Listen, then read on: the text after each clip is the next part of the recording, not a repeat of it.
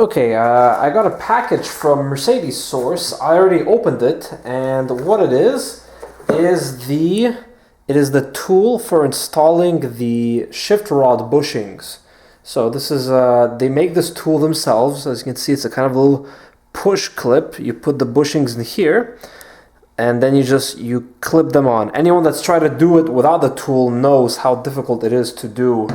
I mean, you could spend the whole day trying to get those. Actually, here they are. The tool also comes with 2 new bushings. Anyone that has tried to do this job without the tool knows how difficult it is to get these things in. I mean, you could spend all day trying to fit them in and they just won't go. But with the tool, they make it look like it goes in super easy. And looking at the design, this is a very nice tool, so I'm sure it would be easy. So we're going to give that a shot. And they also included a little tool to remove the clips that hold the rod in place. However, you can do so with a flat screwdriver really easily, and I'm going to show you how to do it. Actually, a flat screwdriver and long needle nose pliers, you could do it. So I'm not going to use this. I'm going to show you how to do it with the pliers. They also included a candy, which I've already ate, and a pair of gloves, which was really thoughtful of them, but I'm not going to need the gloves for this. It's not that dirty under the car. Not under my car anyway, so... Okay. So as you can see, I've already taken the liberty to jack the transmission up just a tiny little bit to remove the weight off the mount. And now it's time to unbolt first the mount from the cross member and then the cross member from the chassis. So you'll need 13mm sockets for the 2 smaller bolts that hold the mount, and then a 17mm socket for the 4 bolts that hold the cross member to the chassis. So let's slide under here. I will need my breaker bar and my 13, which I've already conveniently laid out so I could easily reach them. So I'm going to move my wrench. As you notice, there's not a terrible amount of space under here. If you have a lift at home, then good for you.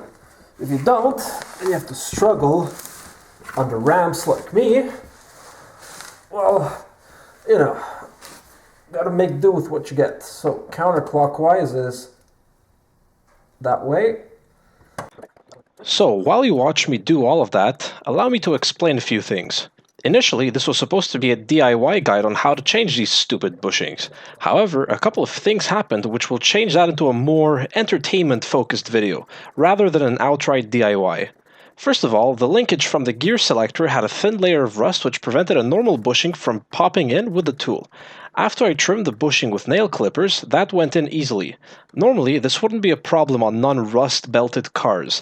The tool is definitely great, and can make this replacement about as difficult as letting a pie cool on your kitchen windowsill. But my reality was a little different. It's impossible to get a wire brush up there to clean the linkage, so trimming the bushing was necessary.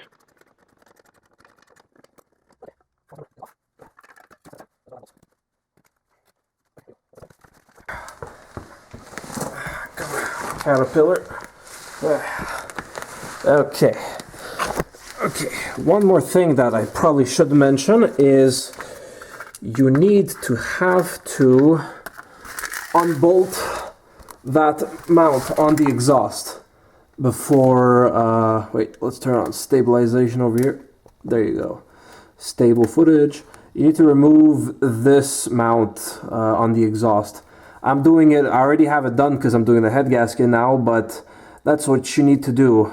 Otherwise, when you drop the transmission, it could stress the intake manifold. You don't want to do that. So now we can slowly lower the transmission, and we can just let it sag. We can let it sag on the drivetrain. That's perfectly acceptable to do. So now what you want to do is, right, I got the cross member and the mount is still attached, but the cross member is off, so I just supported the transmission via a jack stand. So once you got that done, then, let's see, light, bing. Then it's going to be time to Okay, well I guess I might as well do it now. Just unplug the neutral safety switch.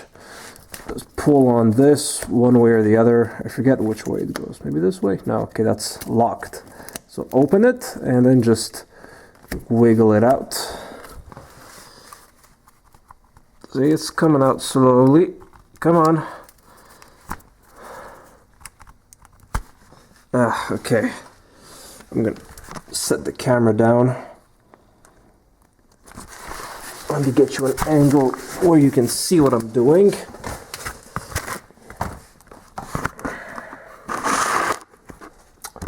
Zoom out. Alright, that seems good. So, okay, unplug the neutral safety switch. Just rock it back and forth until it comes out. It's coming out almost there. Okay, there you go. My next problem was that the selector arm going into the transmission was bent, making the fitment of a bushing impossible, tool or no tool.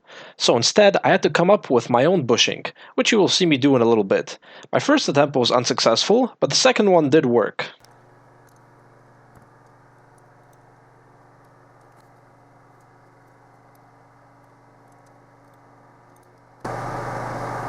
Alright, it's probably a good time to mention that the top bolt, you don't have to remove it all the way. You can actually leave it a part of the way in, because the neutral safety switch, it's got a little, I have no idea if that's in frame or not. See, the neutral safety switch, it's got a little latch on this side, so you don't actually need to remove that bolt all the way. You can just lift it up and out. Okay, so I'm gonna put this away.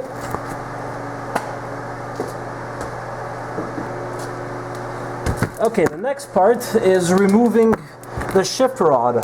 This part's pretty easy. What you need is, okay, you know what?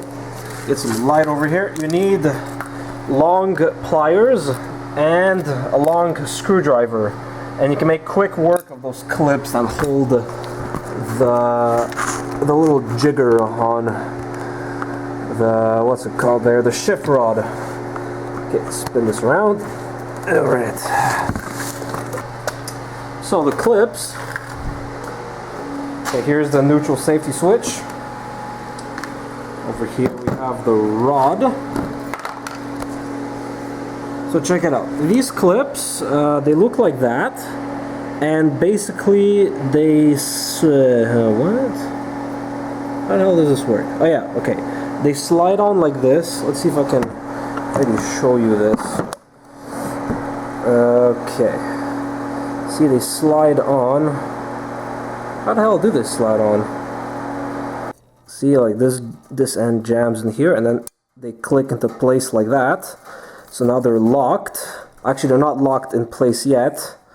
What you need is, there's two little lips. Okay, there you go. Might be able to see this better. There's two little lips. You see them here. This one, basically, once it's squeezed downwards, see, now I can't really squeeze it, but this is what the pliers are for. You squeeze with the pliers right here, and this locks the clip in place.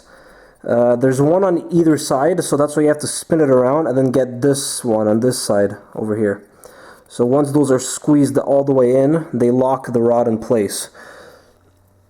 And to remove them, they just slide out.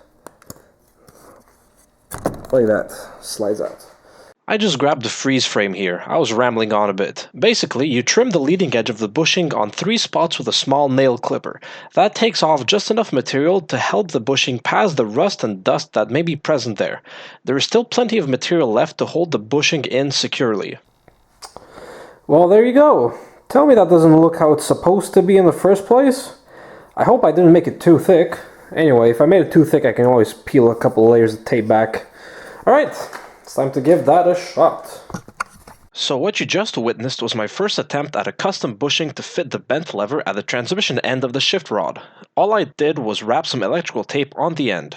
Although the solution did look very pretty, it didn't work. Electrical tape is just too wide, and it tries to loop around the bend, so what ends up happening is the tape distorts outwards and becomes too wide to refit the clip. So it's time to toss this in the garbage and move on to another solution.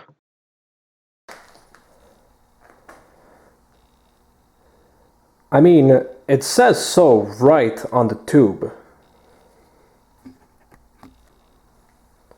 I mean, what else could they possibly mean by not for fuel injection use?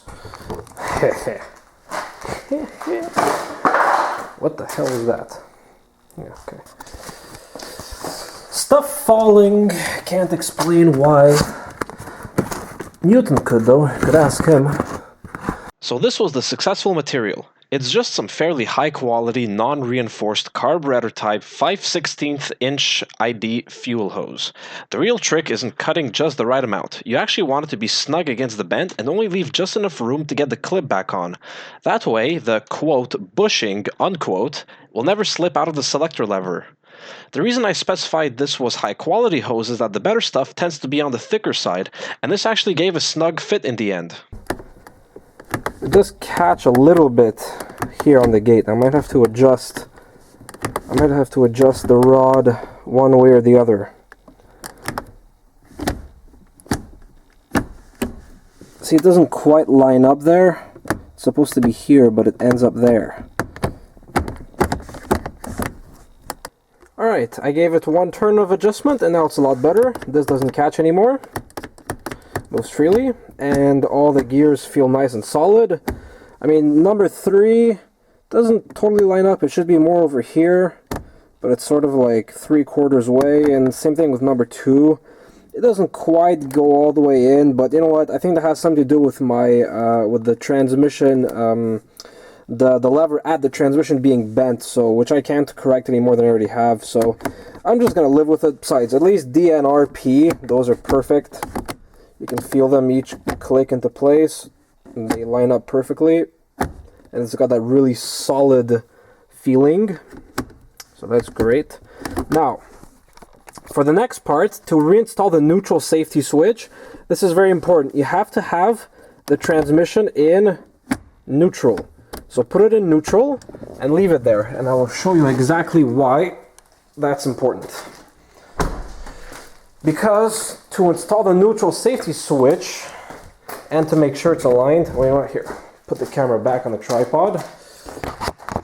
Alright, let's see this. So here's the neutral safety switch. If the transmission is on this side, this is how it bolts on. So this is the transmission side, and that's the outside. So you see this is the lever that moves along with the shift rod. That moves together. And then you have this part, which doesn't move at all. So what you have to do is you have to align these two together so that you get one hole going through both. And then you need to pass a bolt through here to make sure these stay in alignment. This is why the transmission must be in neutral, because right now the switch is in the neutral position. So the thing is, when you put these bolts back on, you see there's quite a lot of play on both sides. So the first time I did that, and I didn't align these two, what happened was, well, my reverse lights would turn on in neutral, and then they wouldn't turn on in reverse. So that could actually even cause starting problems, because you might not be in the right gear to start the car in. So this is why you need to make sure this is aligned.